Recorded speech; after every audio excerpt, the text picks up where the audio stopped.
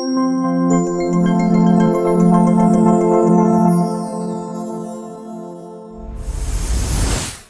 اللہ الرحمن الرحیم، السلام علیکم ورحمۃ اللہ وبرکاتہ۔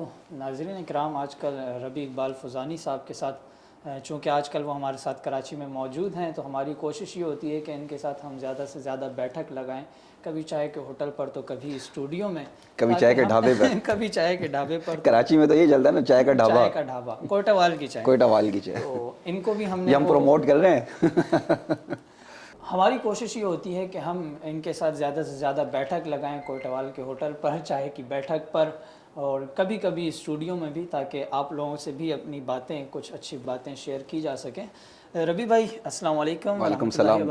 آج کل ایک ٹرینڈ چل چکا ہے سوشل میڈیا پر، اور اسے کافی زیادہ ہم نوٹس کر رہے ہیں کہ آج کل جس کا بھی جی چاہتا ہے، وہ کہتے ہیں نا کہ انسان مشہور ہونے کے لیے بڑے کام کر لے، کسی مشہور ہستی کی ٹانگیں کھینچنا شروع کر دے، تو دوسرا والا جو طریقہ ہے اس کو ہم نوٹس کر رہے ہیں، اور اس میں مشہور ہستیاں، مشاجرات صحابہ کا مسئلہ، یہ بڑی بات ہے، ٹھیک ہے، ہر دوسرے پروگرام کے اندر، ہر دوسرے پروگرام میں صحابہ کرام رضوان اللہ عنہم اجمعین کی توہین کرنا اور مشاجرات صحابہ کے مسائل کو چھیڑنا۔ ابھی کچھ دن پہلے اویس ربانی کی پوڈ کاسٹ تھا، اس کے اندر نورانی صاحب نے جو ہے وہ ایک بڑی ہی عجیب سا مسئلہ چھیڑ دیا تھا۔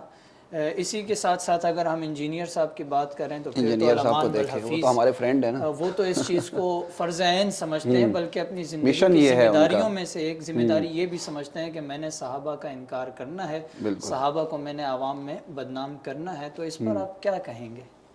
اچھا، ان کا جو مقصد ہے وہ اسلام ہے، اسلام پہ اٹیک کرنا، اسلام پر اٹیک کرنا، اس کا صحابہ سے کیا ہے؟ ہاں وہ میں بتاتا ہوں۔ میں اس میں یہ آپ کو وضاحت کر دوں اپنے سننے والے ناظرین کو بھی، کہ جب بھی کسی کو دیکھیے کہ مشاجرات صحابہ کہتے ہیں جو صحابہ کرام رضوان اللہ علیہم اجمعین کے درمیان آپس میں اختلاف ہو گئے، اس کو مشاجرات صحابہ کہا جاتا ہے۔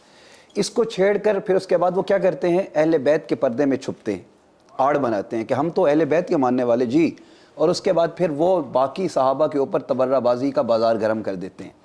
میں اپنی بات نہیں کرتا، امام المحدثین امام ابو زرع رازی رحمۃ اللہ علیہ، جو امام مسلم کے بھی استاد ہیں، وہ فرماتے ہیں کہ اگر کسی شخص کو دیکھو کہ وہ شخص اللہ کے نبی صلی اللہ علیہ وسلم کے کسی ایک صحابی کی شان کو کم کر رہا ہے، ینتقص احدا من اصحاب رسول اللہ، یعنی تبرہ بازی یا گالی دینا تو دور کی بات ہے، شان کو کم کر رہا ہے، گھٹا رہا ہے، فَعْلَمْ أَنَّهُ زِنْدِيقٌ، سمجھ جائیے کہ وہ شخص زندیق ہے۔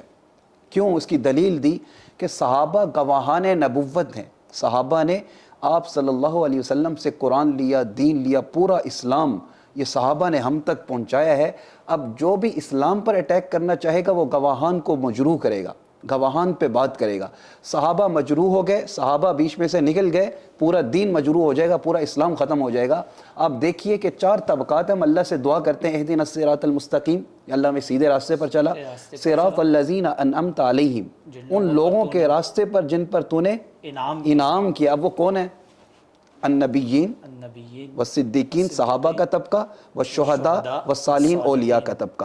اب آپ ان کی کاروائی دیکھیے، علی انجینئر مرزا کو دیکھ لیجئے، یہ نیچے سے شروع ہوں گے، نیچے کے طبقے سے، اولیاء سے۔ اولیاء کو کیا کہا؟ بابے، تو بابے تو شے ہی کوئی نہیں، اور اس بابے کے اندر مراد اس سے محدثین، فقہاء، علماء ہیں۔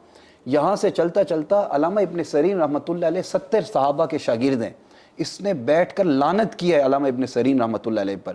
پھر امام بخاری کے بارے میں کہا کہ امام بخاری نے کیڑی دین دی خدمت کی ہے۔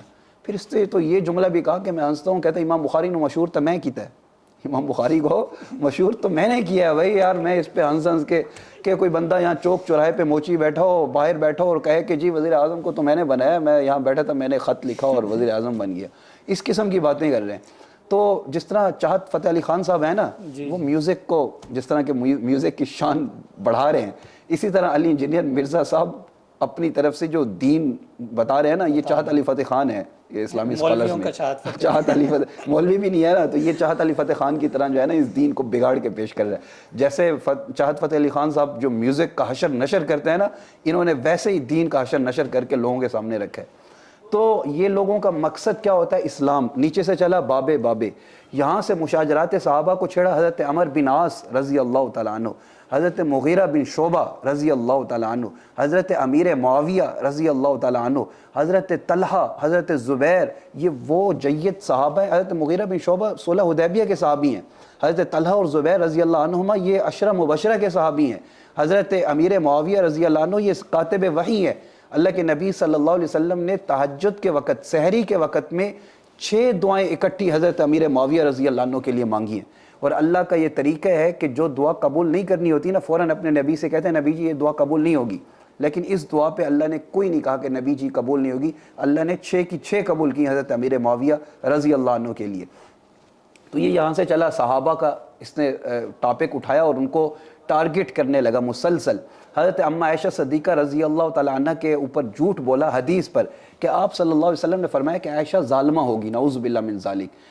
ہم نے اتنا کہا کہ انجینئر مرزا صاحب کسی حدیث کی ضعیف ترین حدیث ہمیں دکھا دو جہاں یہ الفاظ ہوں کہ اللہ کے نبی صلی اللہ علیہ وسلم نے حضرت عائشہ کو ظالمہ کہا ہو۔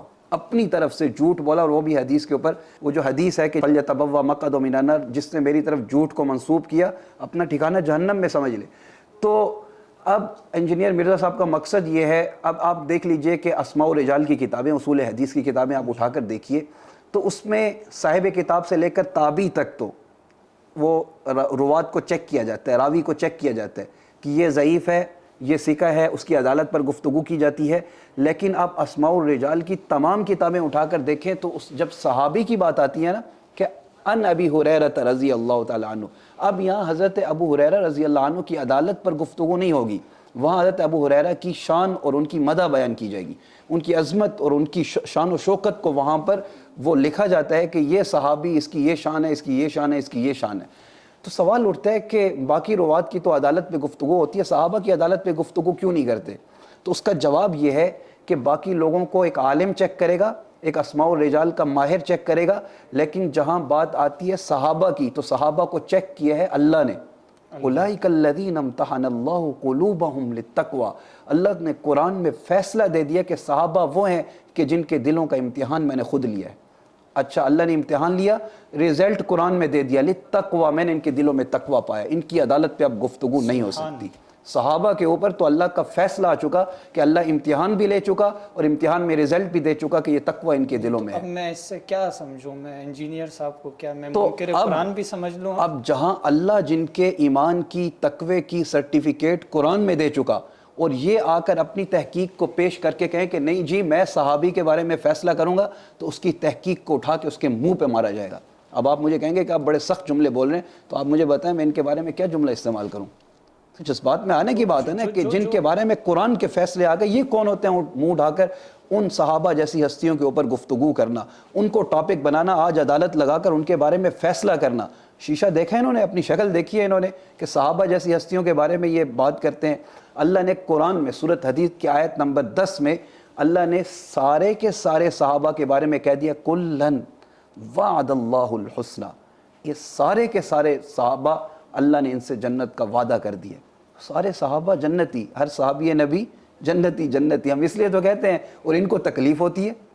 اچھا ربیع اقبال فوزانی صاحب، آپ کا جذبہ کافی ماشاءاللہ، ہاں ہمیں جذبہ، ہمیں تو آتے ہیں، جذبات میں آ جاتے ہیں تو میں کیا کروں، میں مجبور ہو جاتا ہوں اس پر۔ عدالت کے فیصلے ہوں یا مناظرے ہوں، وہ صرف جذبات سے نہیں جیتے جاتے۔ ہم نے دلائل دی ہیں۔ جو بات آپ مجھ سے کر رہے ہیں یہ آپ انجینئر صاحب کے پاس جا کے کر سکتے ہیں۔ ہاں یہ بڑا اچھا سوال ہے آپ کا۔ انجینئر مرزا صاحب کو تو ہم نے 20 بار پیغام بھیجا ہے، اور انجینئر مرزا صاحب کے نمائندے بھیجا کیا، اب اس کے نمائندے ہمارے ساتھ فون پہ رابطے میں ہوتے ہیں، کہتے ہیں جی آج عماد الاسلام کا مجھے فون آیا، اب وہ میرے ساتھ فون، میں نے کہا عماد الاسلام صاحب آپ اپنے بابا انجینئر کو باہر نکالیں، ایک سوال کروں گا، لائیو کیمرہ لگا دیں، ایک سوال کریں گے، اس کا جواب دے دیں۔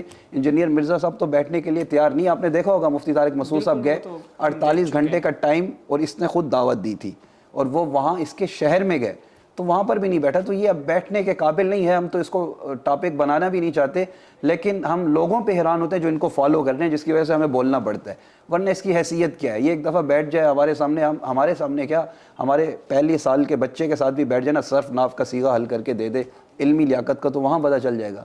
علم کے اعتبار سے تو یہ زیرو ہیں، باقی رہی ان کا جو مشن ہے وہ صحابہ کے خلاف اور اسلام کو ٹارگٹ کرنا، یہ ان کا مشن ہے۔ چلیں پھر انشاءاللہ ہم کوشش کریں گے، جی اسٹوڈنٹ میں تو کوشش کروں گا، لیکن مجھ سے زیادہ آپ کوشش کریں कि आप अपने जनाब इंजीनियर मिर्ज़ा साहब को किसी न किसी तरह अगर हमसे कांटेक्ट हो पाता है तो आप लेकर आएँ। हम एक दूसरे के पास आना जाना तो नहीं करेंगे, वैसे ही पेट्रोल एक महंगा हो नशिस्त गया है वैसे ही पेट्रोल महंगा हो गया है, महंगा लाइव है। स्ट्रीम की कोई लगा लेंगे, हम लाइव पैसे लगा स्ट्रीम हो लेंगे। जाए। नहीं, पेट्रोल महंगा तो हम पैसे लगाने के लिए पैसे तैयार तो हैं। खुद लगाने को तैयार हैं इकबाल भाई।